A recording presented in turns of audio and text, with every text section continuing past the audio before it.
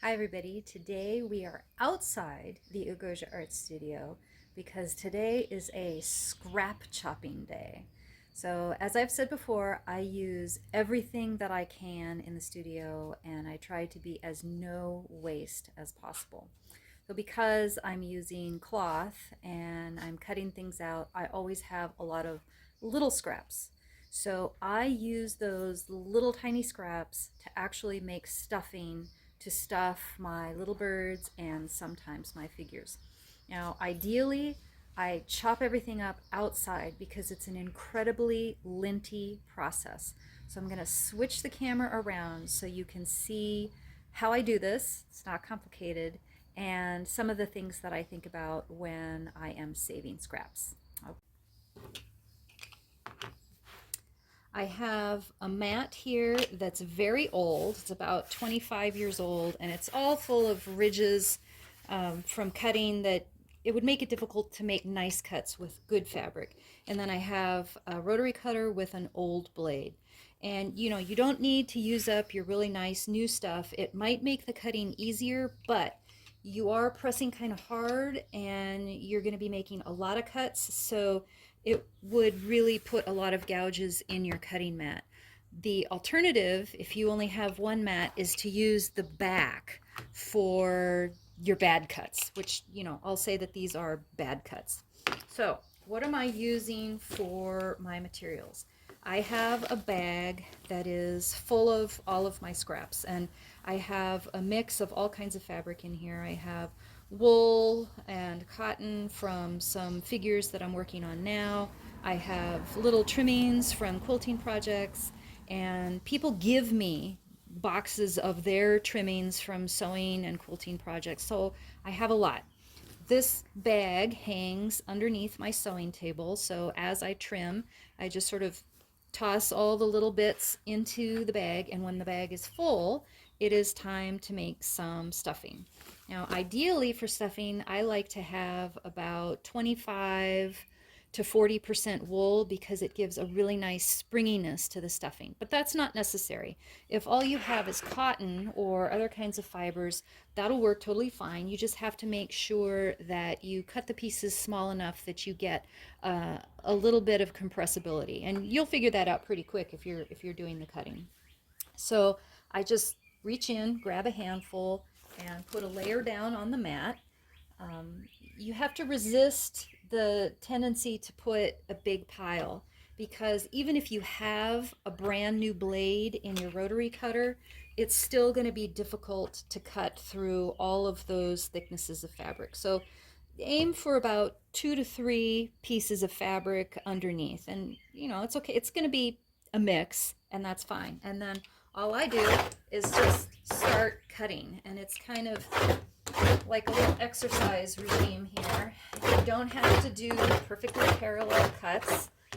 It's a messy process. It's a very linty process.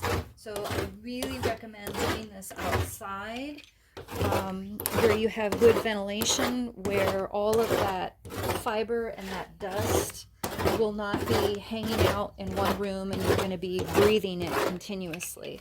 And as you go, you just kind of mix everything around to make sure it's all getting cut. And what I'm aiming for is pieces that are about 1/4 of an inch square. And obviously you're going to have things that are more or less than that, and that's totally fine. And I have learned, because of the way I cut, it's helpful to turn the mat 90 degrees and just keep going.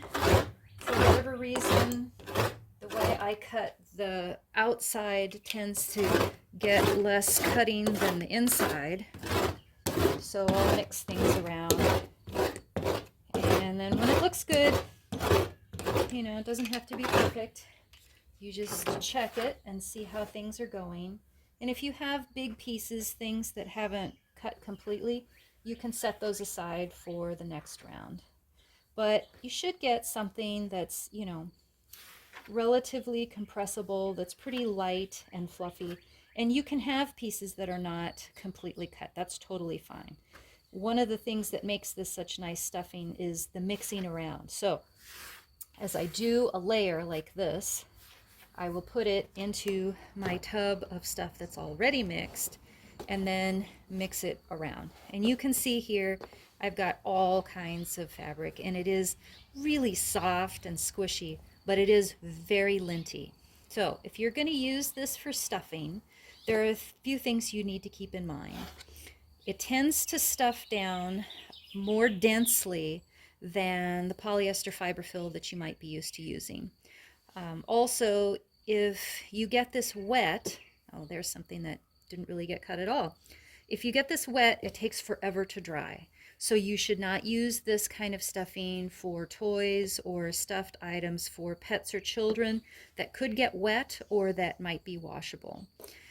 It can, because of its density, be difficult to get a needle through.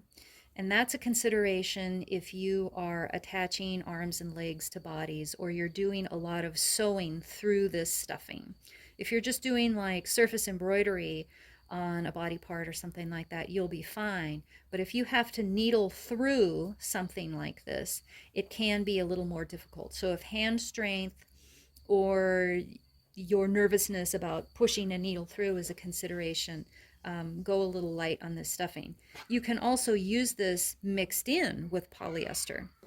So I use this a lot. I use it in my little birds that I sell from, I make them from scraps, and I do use this for body parts and dolls, and that's what this particular set is going to be used for. So it's kind of surprising how much you get of this stuffing, but then how quickly it compresses down. So all of this that I have in this bin right now would probably compress down and fill one body of a doll. So this entire bag that I have here is only going to be enough for maybe 5 or 6 bodies of dolls. So it's kind of surprising how much you can use and how quickly it goes away. Well, I try to do this because I'm a no-waste studio, and it's a great resource, but you just have to be mindful of how you are using it. So if you haven't tried it, give it a try. You don't have anything to lose, and it's good for the environment, and you throw a lot less away, and it's kind of fun. If you are stressed out or angry, you can just rotary cut all your negative emotions away. So see you next time. Let me know what you think of this technique. Bye-bye.